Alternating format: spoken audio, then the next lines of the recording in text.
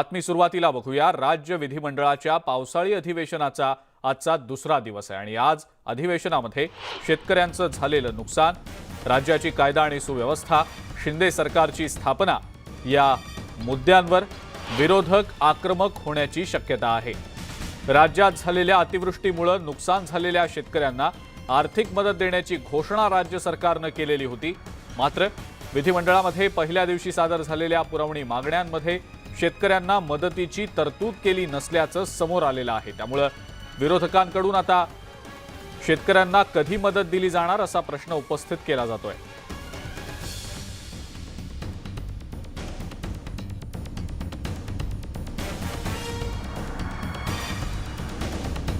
आजच्या दुसऱ्या दिवशी अधिवेशनामध्ये विविध विधेयकं सरकारतर्फे मांडली जाणार आहेत। अधिक माहिती या संदर्भातली आपण जाणून घेणार आहोत। उदय जाधव आपले प्रतिनिधी आपल्या सोबत आहेत सध्या। उदय, पावसाळी अधिवेशन आज वादळी होण्याची शक्यता दिसतेय, कारण विरोधक आक्रमक भूमिकेत वेगवेगळ्या मुद्द्यांवरून दिसणार असल्याचं समजतंय। उदय, काय सांगता येईल त्याबद्दल? पावसाळी अधिवेशनाची खऱ्या अर्थाने आजपासून सुरुवात होते असं म्हणायला आपल्याला हरकत नाही, कारण विधिमंडळाच्या पायऱ्यांवरती सकाळी 10 वाजता विरोधक आक्रमकपणे निदर्शनं करणार आहेत। सगळ्यात महत्त्वाचा मुद्दा जो आहे, राज्यातील अतिवृष्टीचा आणि पूर परिस्थितीमध्ये जे स्थानिक नागरिक आणि शेतकरी जे आहे ते भरडले गेलेले आहेत, त्यांना आर्थिक नुकसान त्यांना जे आहे जास्तीत जास्त मिळावे या मागणीसाठी विरोधक आक्रमकपणे एक विरोध जो आहे तो दर्शवणार आहे। त्याचबरोबर आर्थिक पॅकेज जे आहे ते घोषित करावं नुकसानग्रस्त शेतकऱ्यांना आणि अतिवृष्टीग्रस्त शेतकऱ्यांसाठी ही प्रमुख मागणी जी आहे ती लावून धरणार आहे। त्याचबरोबर अनेक विविध प्रश्न आहेत आणि त्यातही सगळ्यात महत्त्वाचे प्रश्न म्हणजे मागचं सरकार म्हणजे महाविकास आघाडी सरकारने जे शेवटच्या 2 कॅबिनेटमध्ये काही महत्त्वाचे निर्णय जे घेतले होते, त्यासंदर्भात काही GR काढले गेले होते आणि ते GR काढल्यानंतर नव्याच जे सरकार आलेलं आहे शिंदे फडणवीस सरकार, या सरकारने मागच्या सरकारच्या कॅबिनेटमध्ये घेतलेले निर्णय जे आहेत ते रद्द केलेले आहेत। ते रद्द केलेले निर्णय जे आहेत ते पुन्हा मागे यावे अशी मागणी देखील विरोधक जे आहेत ते आक्रमकपणे करण्याची परिस्थिती जी आहे ती आज विधिमंडळात आपल्याला पाहायला मिळते। विधान भवनाच्या विधानसभा असेल किंवा विधान परिषद असेल, दोन्ही सभागृहांमध्ये आज आक्रमकपणे विरोधक त्यांची मागणी लावून जाणार आहे, कारण फक्त 6 दिवसांचं हे अधिवेशन आहे, त्यातला 1 दिवस काल गेला, आजचा दुसरा दिवस आणि आजच्या दिवशी देखील मोठ्या प्रमाणात विरोधक आक्रमक होताना पाहायला मिळणार आहे। तर दुसरीकडे सत्ताधारी पक्ष जे आहेत शिंदे फडणवीस सरकार, हे देखील अनेक विविध विधेयकं जे आहेत ते या विधिमंडळाच्या पटलावरती आज आणणार आहेत। एक विशेष करून म्हणजे उद्या दहीहंडी उत्सव आहे आणि या दहीहंडी उत्सवासंदर्भात देखील एक महत्त्वाचा प्रश्न जे आहे आज सत्ताधारी पक्ष जे आहेत ते उपस्थित करण्याची शक्यता आहे।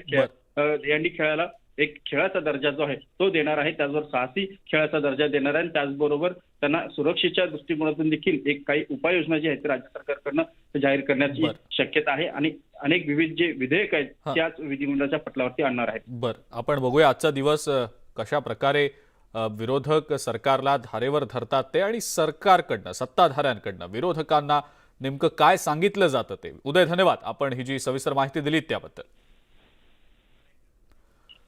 पुरवणी मागण्यांद्वारे प्रचंड आर्थिक तरतूद करण्याचा पायंडा नव्या सरकारनं सुद्धा कायम ठेवलेला आहे। 25,826 कोटी रुपयांच्या पुरवणी मागण्या उपमुख्यमंत्री आणि अर्थमंत्री देवेंद्र फडणवीस यांनी बुधवारी विधिमंडळामध्ये सादर केल्या। या पुरवणी मागण्यांवर पुढच्या आठवड्यात सलग 2 दिवस चर्चा होऊन त्या मंजूर केल्या जातील। दरम्यान मुख्यमंत्री एकनाथ शिंदेंकडील नगरविकास आणि सार्वजनिक बांधकाम उपक्रम या 2 खात्यांसाठी पुरवणी मागणीमध्ये विशेष तरतूद करण्यात आलेली आहे।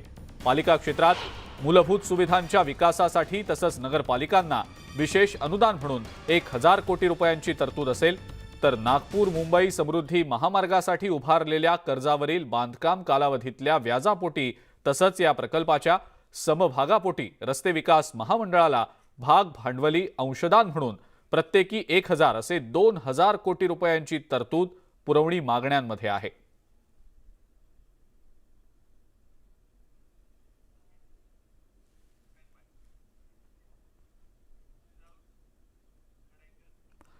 पंधरा सप्टेंबरपर्यंत मंत्रिमंडळ विस्तार होणार आणि मला शब्द दिलाय, विरोधकांच्या घोषणा या दिशाभूल करणाऱ्या आहेत। पैसे मिळाले हे विरोधकांना जर माहिती होतं तर त्यांनी ते का शोधून काढलं नाही असा सवाल बच्चू कडू यांनी आता उपस्थित करत 15 सप्टेंबरपर्यंत मंत्रिमंडळ विस्तार होणार असल्याचा गौप्यस्फोट केलाय। आपल्याला शब्द देण्यात आल्याचाही बच्चू कडू यांनी उल्लेख केलेला आहे।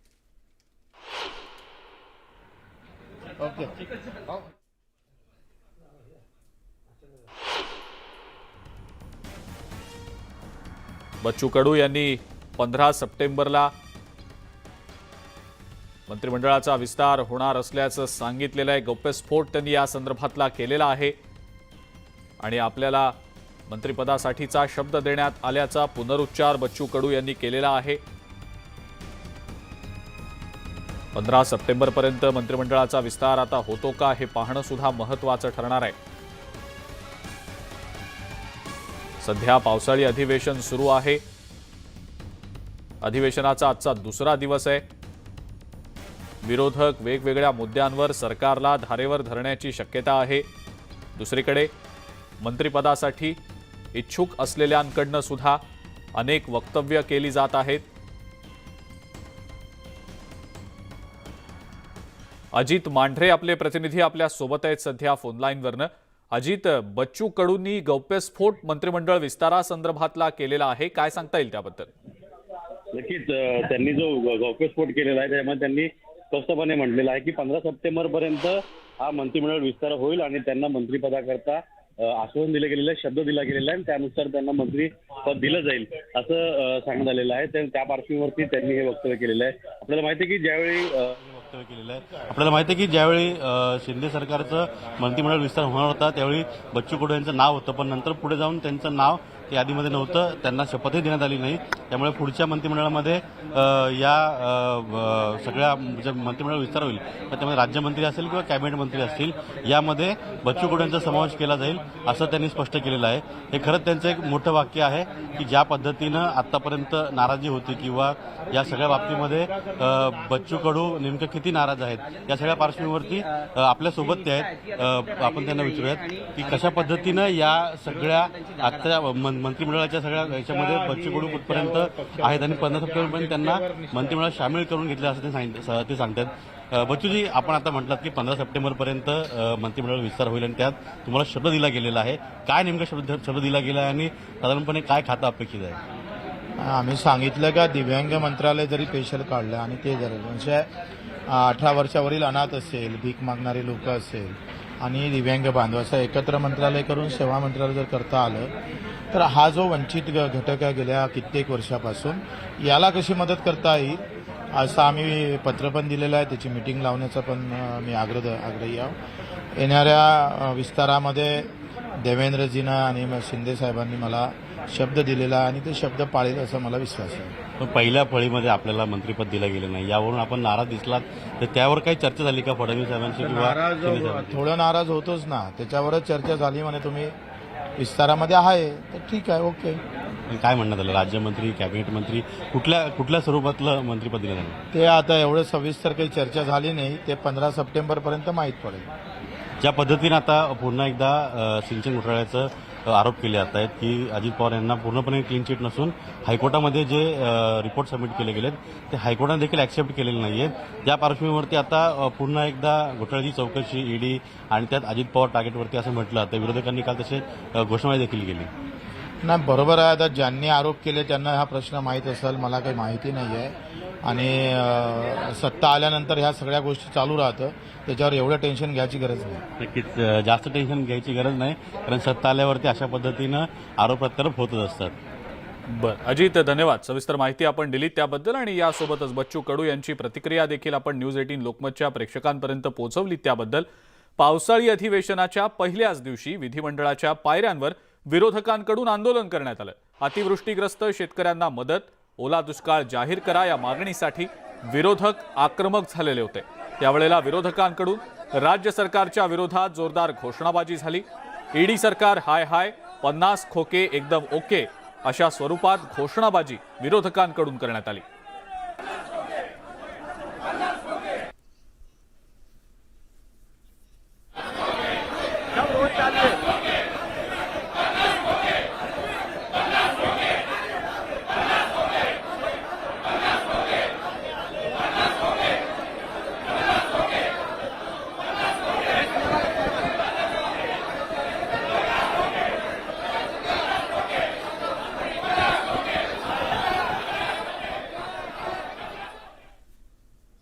पुढची एक अतिशय महत्त्वाची मोठी ब्रेकिंग न्यूज आता आपण बघणार आहोत। राऊत यांच्या अडचणींमध्ये आता आणखी वाढ होण्याची शक्यता आहे, कारण निकटवर्तीय बिल्डरवर ईडीनं छापेमारी केल्याचं समजतंय।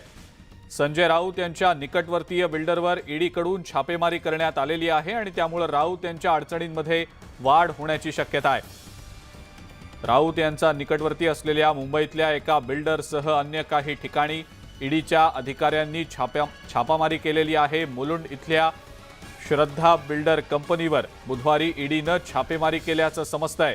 कंपनीची कागदपत्र तसंच संगणकाची सुद्धा तपासणी करण्यात आलेली आहे। श्रद्धा बिल्डर यांचं बरंचसं बांधकाम हे विक्रोळी, भांडूप, मुलुंड या परिसरामध्ये सुरू असल्याची माहिती मिळतेय। बहुतांश बांधकाम हे संजय राऊत यांचे बंधू आणि आमदार सुनील राऊत यांच्या मतदारसंघातलं असल्याची माहिती मिळतेय। त्यामुळे आता राऊत यांच्या अडचणी वाढू शकतात अशी जोरदार चर्चा सुरू आहे।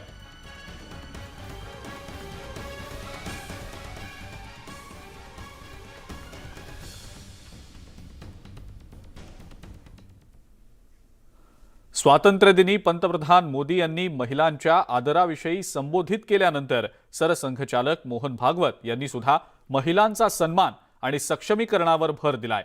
नागपुरात अखिल भारतीय महिला चरित्रकोश प्रथम खंड या पुस्तकाचं प्रकाशन करण्यात आलं आणि यावेळेला मोहन भागवत बोलत होते।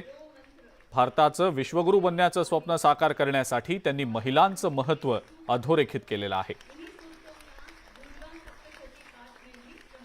हम एक भारत का गठन करना चाहते, विश्व गुरु भारत को गढ़ना चाहते,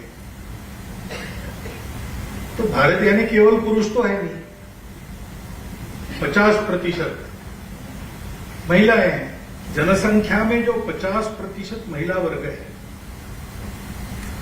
उसमें परिवर्तन आना चाहिए। जो प्रचलित संवाद है, डिस्कोर्स है, वो एक अधूरे दृष्टि पर चलता है, उसमें विवाद है।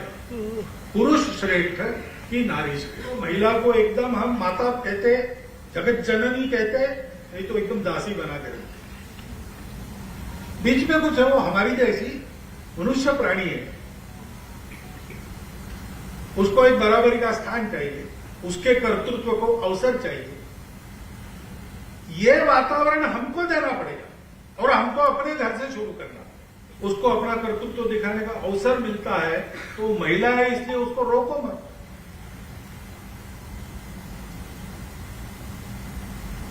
स्वाभाविक रूप से प्रकृति ने जो भेद रखा है उसको छोड़कर हमको महिलाओं और पुरुषों को एक दृष्टि से देखना चाहिए। अपने देश में मातृशक्ति का उत्थान ये विषय पुरुषों के प्रबोधन का ज्यादा है, ऐसा मुझे अनुभव से लगता है।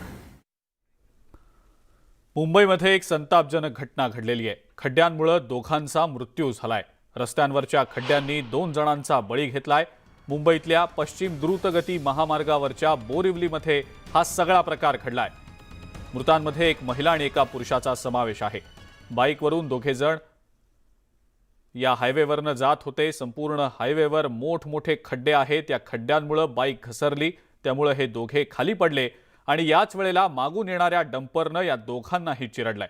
पोलिसांनी डंपर चालकाला ताब्यात घेतलं असून या घटनेनंतर आता मुरदाड प्रशासनाला केव्हा जाग येणार असा संतप्त सवाल उपस्थित केला जातोय।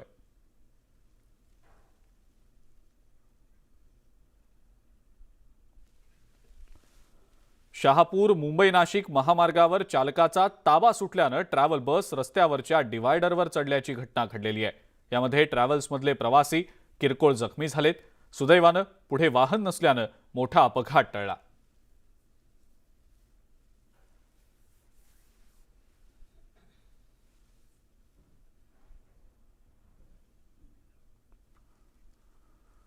मुंबईपासून हाकेच्या अंतरावर असलेल्या पालघरमधल्या आदिवासी पाड्यांची अवस्था अजूनही बिकटच आहे।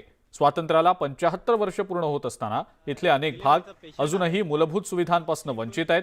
पक्के रस्ते नसल्यानं इथल्या ग्रामस्थांचे पावसाळ्यात प्रचंड हाल होत आहेत। अशीच एक घटना मोखाड्यातल्या मरकटवाडी इथं समोर आलेली आहे। एका गर्भवती महिलेला उपचारासाठी जीपमधून रुग्णालयात नेत होते। यावेळेला जीप रस्त्यातल्या मातीमध्ये रुतून बसली अखेर गावातल्या तरुणांनी या जीपला धक्का देत चिखलातनं बाहेर काढलं। सुदैवानं या गर्भवती महिलेला वेळीच उपचार मिळाल्यानं तिचा जीव वाचला।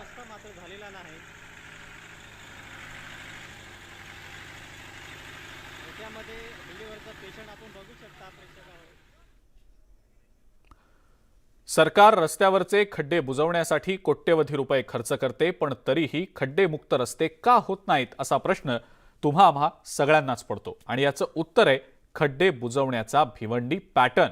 काय आहे हा भिवंडी पॅटर्न पाहूया याच संदर्भातला हा स्पेशल रिपोर्ट। पाण्यानं भरलेल्या खड्ड्यात डांबर खडी, खड्डे बुजवण्याच्या नावाखाली नुसती मलमपट्टी, खड्डे बुजवण्याचा भिवंडी पॅटर्न वादात।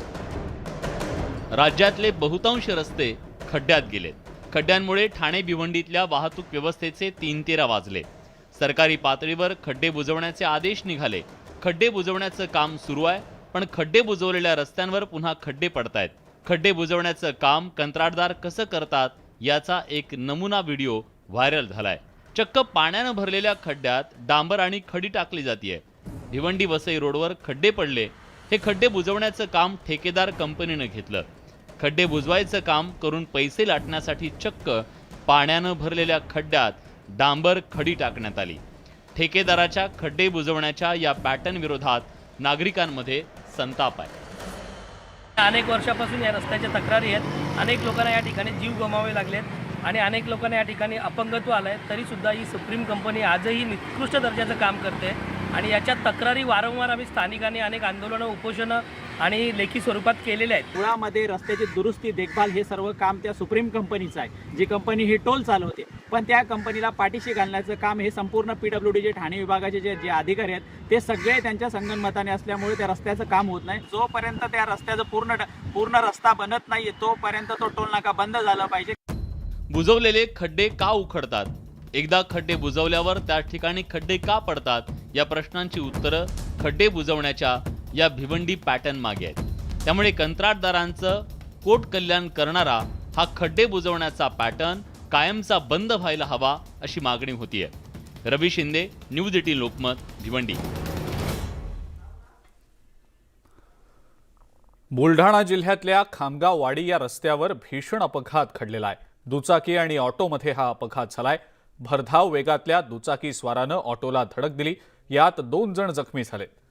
2 वाहनातली धडक इतकी जोरदार होती की रिक्षा चक्क विरुद्ध दिशेनं फिरली। अपघातात जखमी झालेल्या दोघांना उपचारासाठी रुग्णालयात दाखल करण्यात आलेला आहे। हा भीषण अपघात जवळच्या एका सीसीटीव्हीत कैद झालाय।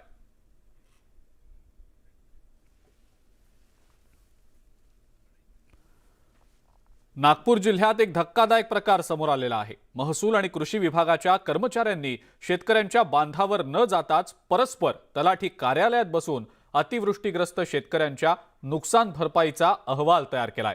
धक्कादायक बाब म्हणजे काही शेतकऱ्यांचं फक्त 400 रुपयांचंच नुकसान झाल्याचं आपल्या अहवालामध्ये या कर्मचाऱ्यांनी नमूद केलंय। पाहुयात न्यूज 18 लोकमतचा हा एक्सक्लुझिव्ह रिपोर्ट।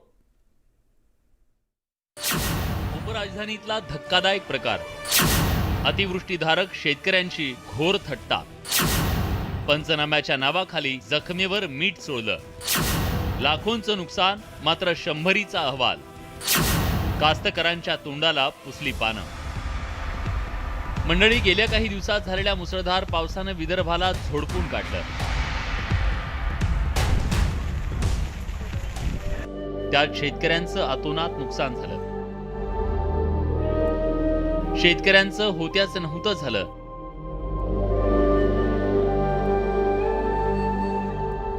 हे नागपूर जिल्ह्यातल्या कळमेश्वर तालुक्यातल्या मांडवी गावातली अतिवृष्टीग्रस्त शेतकऱ्यांची यादी आहे।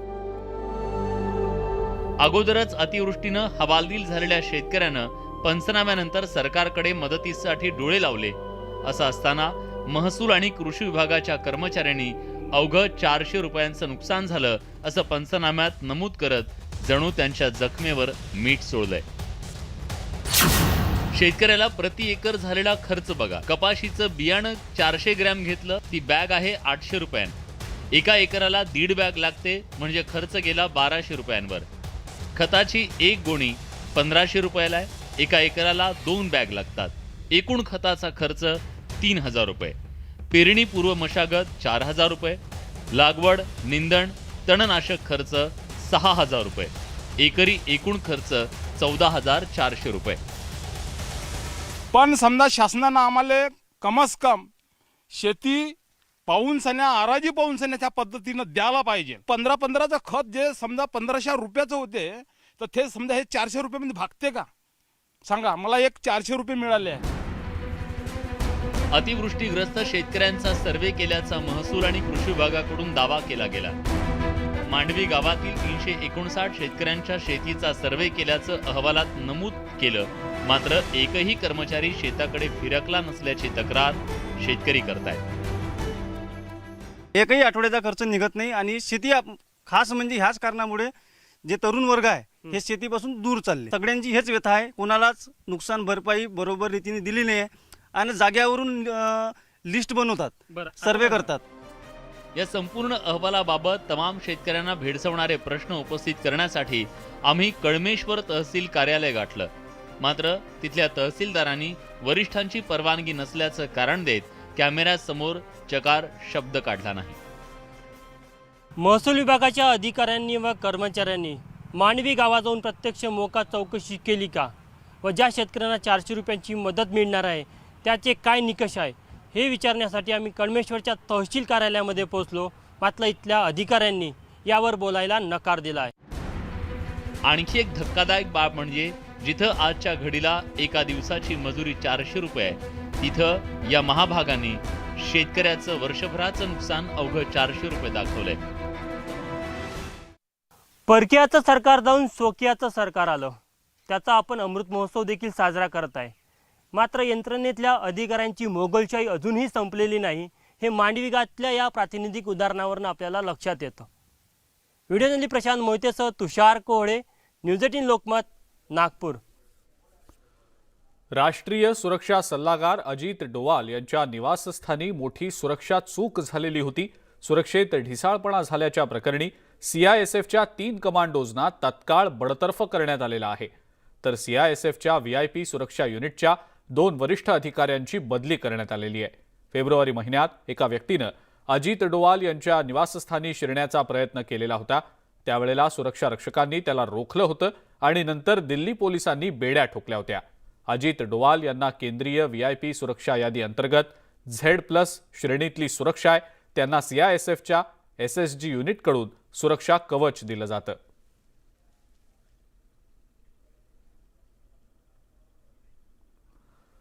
मोकाट जनावरांच्या समस्येमुळे दौंडमधील नागरिक त्रस्त झालेत. मोकाट जनावरांच्या झुंडी रस्त्यावर फिरत असल्यानं वाहतुकीला अडथळा निर्माण होतो. इतकंच नाही तर अनेकदा या मोकाट जनावरांच्या हल्ल्यात वाहन चालक आणि पादचारी सुद्धा जखमी झालेत.